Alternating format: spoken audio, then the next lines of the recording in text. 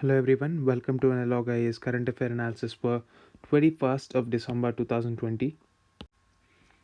In this video, we'll be talking about the women's safety aspect in our country with respect to law and order and also the social conditions associated with it, the latest law pertaining to Maharashtra's women's safety law.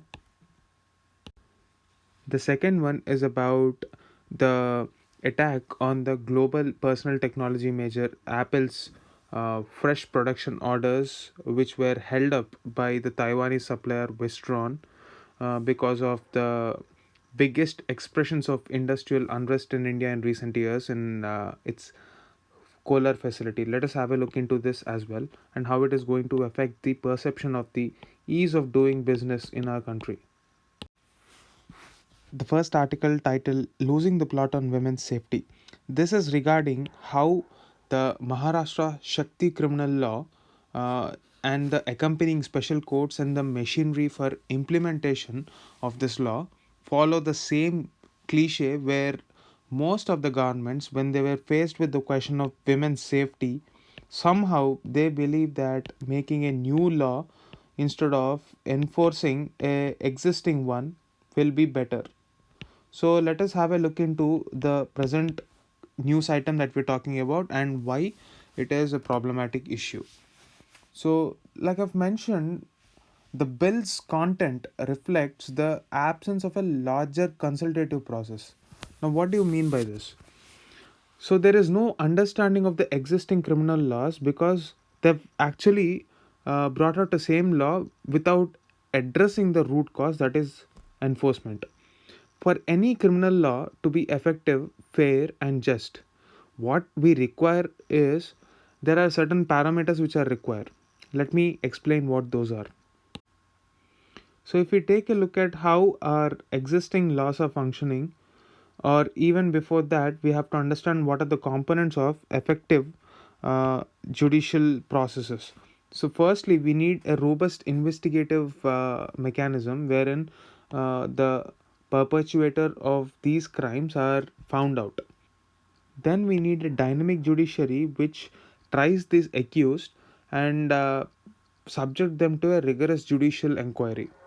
So, what is to be followed with that is the need for infrastructure to store evidences, to gather evidences, and also to ensure that a scientific methodology is followed in this entire process. So, what we need right now is this: we don't have the infrastructure required for effective implementation of the existing laws. Instead of addressing this problem, the government has actually come up with a new law, which is even more confusing. Instead of focusing on improving the infrastructure, the government has brought out unreasonable provisions in the guise of securing women's safety. If we take a look at the pattern of how crimes against women happen, mostly they happen because they are socially stigmatized. The perpetrators of these crimes get away because very often, as seen in a lot of cases, the sexual assault crimes are uh, done by relatives or persons known to the victim rather than someone who is from a different place or an outsider. So the law actually does not recognize this.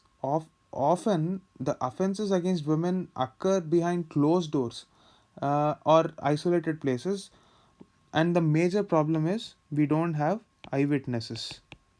So, when eyewitnesses are not found, the prosecution and the investigative processes and the conviction becomes even more difficult. Secondly, we're talking always about death penalty without actually inquiring into its efficacy. If you take a look at the statute books, it has been around for a very long time, and there is absolutely no evidence affirming its potency in ensuring that it will prevent all the future crimes as well. That scenario just did not happen because even if you take a look at the Nirbhaya case, even after the Nirbhaya rape incident happened and the convicts were hung, there was absolutely no deterrence in the number of rape cases that we are witnessing every single day. Another issue with this penalty case is the fact that upon research it was found out that a lot of judges are scared to avoid death penalty because subconsciously they believe that if they make a mistake they would be taking away life of a person. So research has indicated that judges are very hesitant to convict a person when the punishment is death. So this makes conviction even more difficult, and there is always a chance that this sentiment can be misused by the convicts in manipulating the evidence and ensuring that they are shown in the positive light. Also, in this case, this Maharashtra Shakti law has a controversial provision which stipulates that investigation should be completed within 15 days, the trial should be done in 30 days, and the appeal should be done in 45 days. Even if well intentioned, this will only result in improper investigation and trial. Sometimes it is very difficult to gather investigation evidences required in just 15 days. Nobody wants to drag the cases for a very long time, especially not the police department, because they have a burgeoning caseload and continuous uh, pressure from all sections of the society is definitely what they would not want. So in order to avoid this, ensuring the effective legislation is of priority rather than a quick resolution. And one more important loophole is the law does not actually specify what to do if it is not happening, or if it is not completed, the investigation is not completed within the prescribed 15 days. It is silent on that aspect. So having a look at all these issues, and also the fact that there were a lot of redundant issues within the uh, bill, a lot of women organizations have actually opposed this bill, and it was referred to a joint select committee.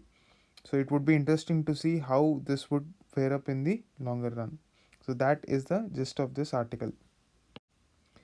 The second article, titled Smoldering Unrest, is about how there was an industrial unrest in the Kolar factory of Karnataka, uh, in a Wistron unit. Wistron is a supplier for iPhone parts manufacturing, and in this factory, what happened was on December 12th, violence broke out, and a lot of workers have started raising slogans protesting against the non payment of their dues. So, this escalated and it became very violent. So, this place called Kolar in Karnataka, in this place, Wistron claimed that nearly 437 crores worth of damages happened from the incident, and the center and the state governments reacted.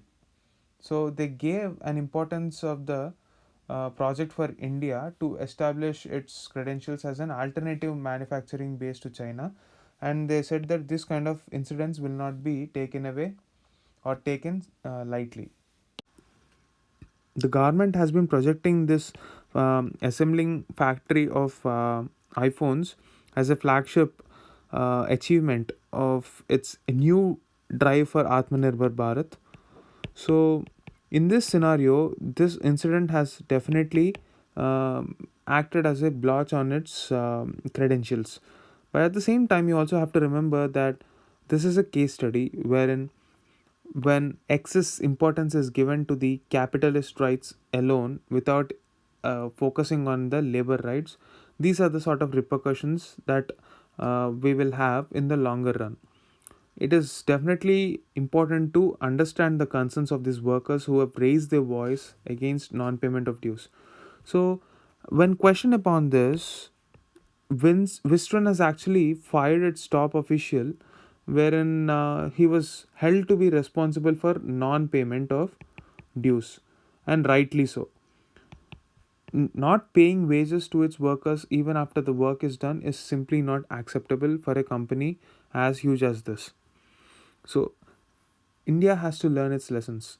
It cannot take its labor compliance for granted, because labor unrest will only affect the businesses in the long term and also impact our perception. So, that is the gist of this article.